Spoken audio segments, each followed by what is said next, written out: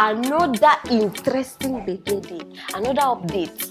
Una don't hear about the doctor. Una wey just join us, go watch the video. That one hot. I don't bring una latest update about Dr. Oteng.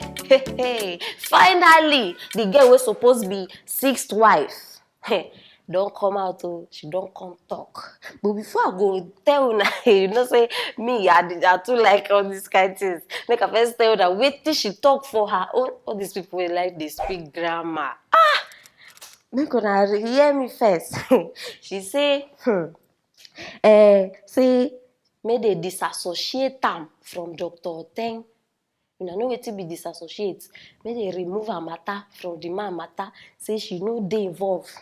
And she come say, instead of make we dey look and make we dey talk about anything wey related to sex about the man, why we no look about in philanthropic works and in good works wey dey do for people?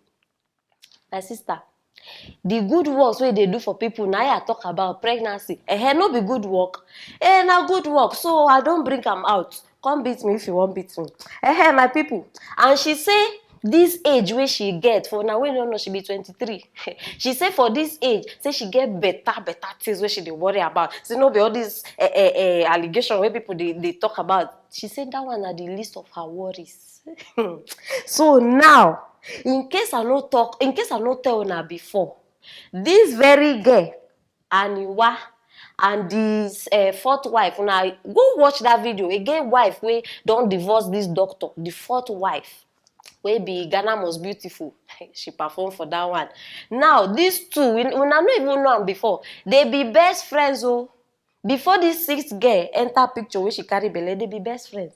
Where they come talk say she can't snatch the doctor from. See how una just they fight over old man. Una mates they there, they struggle, they look for money. Una just balance. Hey, my people. See, una know what even they make me laugh.